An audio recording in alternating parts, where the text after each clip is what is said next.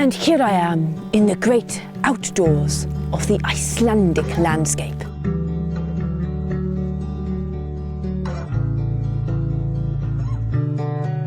Searching for the hidden people. I'm Sam, and I've been challenged by my good friend Chantel to find the legendary Icelandic hidden people. Join me as I search the mythical landscape of Iceland to discover whether they are a touristic story or a heartfelt belief passed down by generations. So come with me whilst I battle the elements on this very tiresome journey in search of Huldufolk, the hidden people.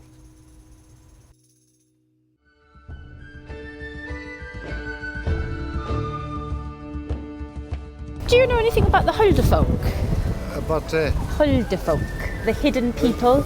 No. No? No, not. Excuse me, do you know anything about the Huldufolk? What? The hidden people. Huldufolk.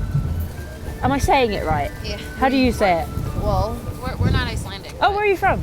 I'm from the States. Can I ask you about the Huldufolk? Do you know about them? No. The hidden people? I've only been here for a couple hours. I haven't seen them yet. Okay, but have you heard of them? No, I've not. Hide in the rocks. Hidden people? I think that's a no. They're a big part of the Icelandic culture. Like in my class, we learned about them a lot. Do you think I will see an elf in Iceland? Why not? You're going to see a lot of strange people, but not elves. Strange people who believe in elves. Yeah. It seemed to me that Reykjavik Centre was maybe a better spot to find tourists than it was elf believers, and it might take me a bit of further venturing to find the answers I'm looking for. So I travelled outside of the city to visit the Town of the Elves and its resident expert, Sibba. So this town that I'm not going to try and pronounce the name of, actually I am going to try and pronounce the name of, Hafnarfjörður, is apparently sort of a hub for elves, so... Ready, Sibba? Yes, Get going. let's come this way. A long time ago, God the Almighty visited Adam and Eve. And Eve was such a good mother, she wanted all her children to be clean and neat when God saw them. When God had arrived, some of the kids were still dirty. Okay. And Eve felt ashamed of her dirty children. So she decided to hide them. When God had visited, he said, "Do you have any more kids?" No. But of course God knew, and he said, "What's hidden to me shall be hidden to humans." And these children became invisible and started to live in rocks and hills. So they became the hidden people? Yeah. Because of Eve? No. Oh, No. it's a bit sad. Well, now I know where the hidden people came from and why they're hidden. But are they just the same as Christmas elves? Chantal's arranged for me to go to the elf school. Elves can be from 5 to 8 centimeters, the smallest ones. That is flower elves. 8, 10, 12, 15, 20. Forest elves, tree elves. And the biggest is house elves, 70 or 80 centimeters, the biggest ones. Then Icelanders have a very good speciality. They have the hidden people, which is totally human-sized, human-looking, human body and human everything. Let's come down here so we can get to the cave. Is the cave quite well known? Yes. Famous cave. We're not going inside the cave, are we, Sibba? Pardon me? We're not going inside the cave, are If we? you can, if you want to. There was a girl from Spain that was on my tour a couple of years ago. And she really wanted to see the elves, so she decided to crawl in there. Before too long, she shouted that she was seeing eyes. Really? Yeah.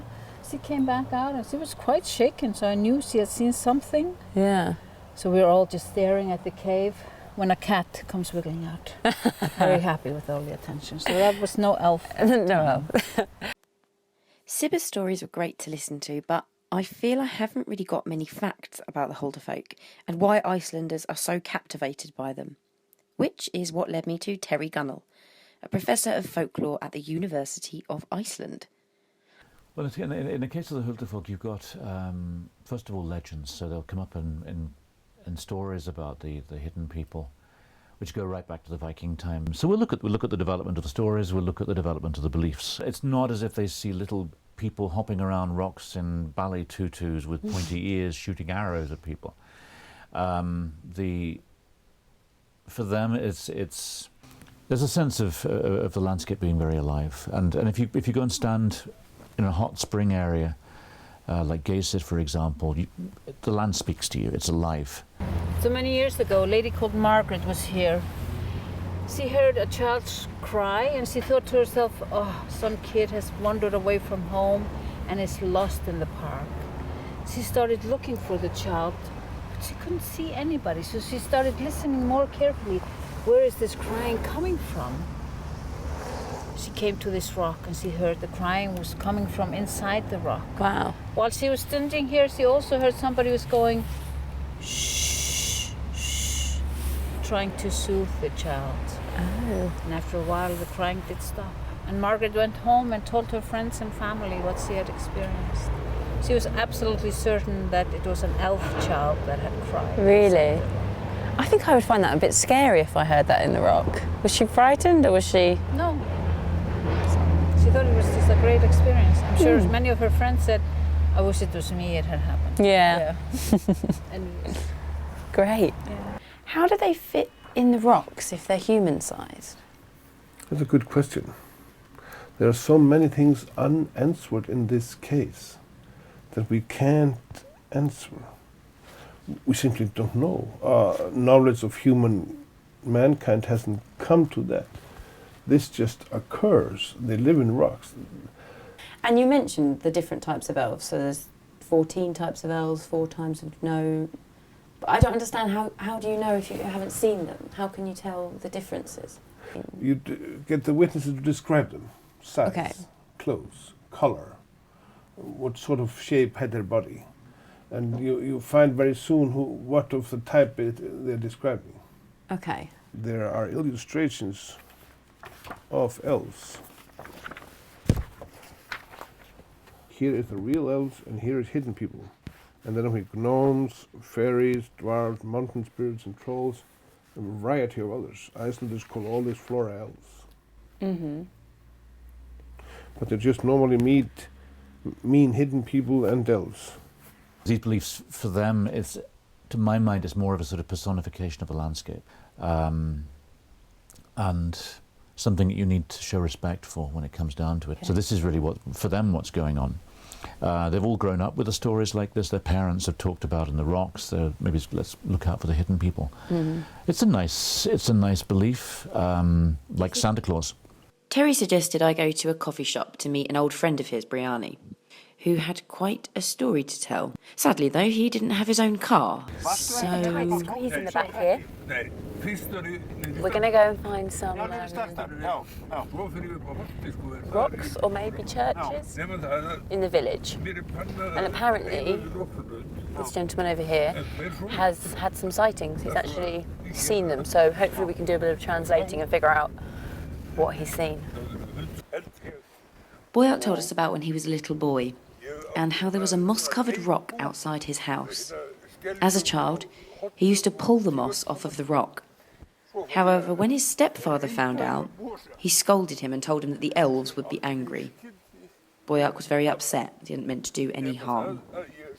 Then one night, in a dream, the elf princess came to him dressed in blue with a gold belt on her waist and gave him her forgiveness.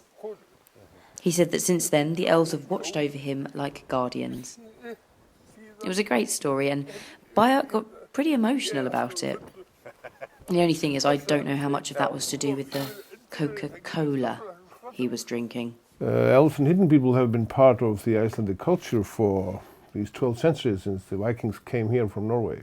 The figures to do with elf belief or Huldufolk belief are basically, it's not 50% believe and 50% don't. It's nothing like as clear as that. Maybe 5% say they believe. That they believe certainly? Certainly. Okay. Maybe, and then 10%, only 10% will say they don't believe.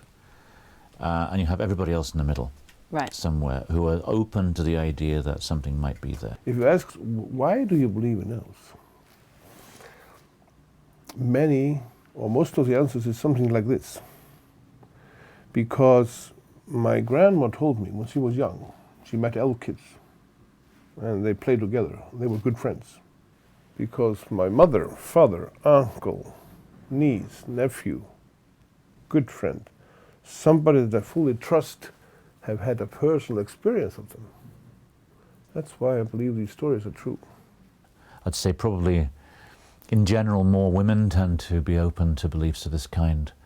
More people who are less educated, and more people in the countryside. Otherwise, there's no huge difference between country and city either. There's no huge difference between the older people and the younger, Okay. or educated people and not. What do you think about people sort of making money out of the elf industry, like shops selling things? There isn't a whole lot.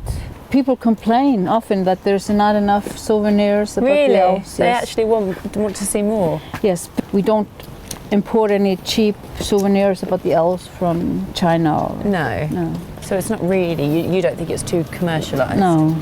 Thank you for walking with me. Thank you very much. You're welcome. I've enjoyed my tour.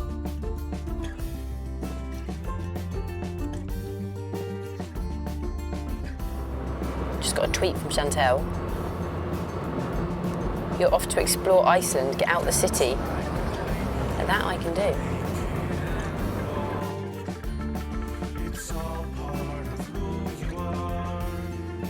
Terry said that his research had shown that it was the countryside where most of the believers were. So, hopefully my out-of-city excursion will allow me to meet some more real believers of the hidden people.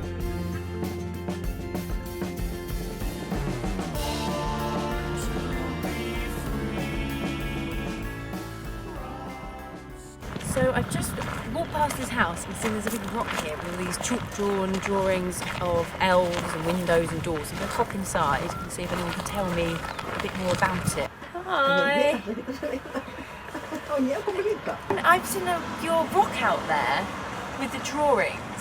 Why are there drawings on the rock? Fyrir álfarna.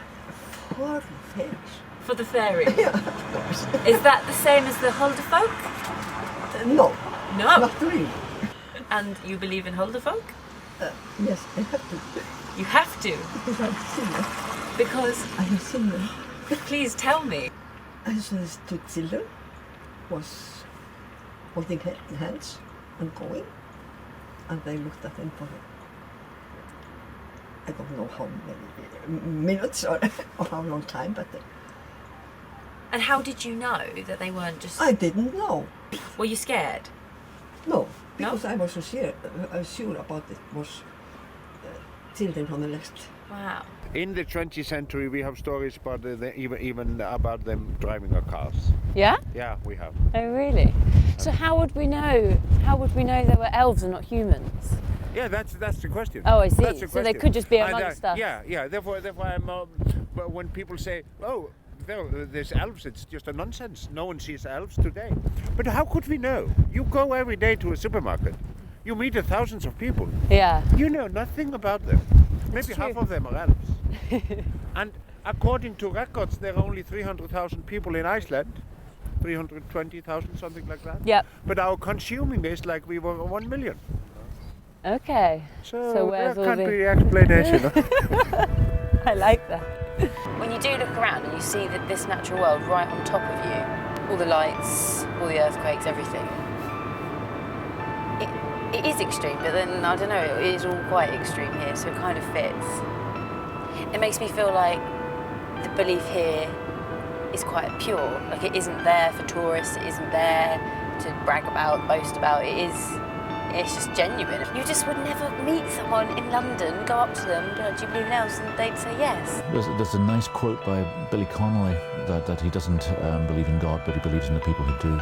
As long as we keep them close to our hearts and remember the stories, they are with us.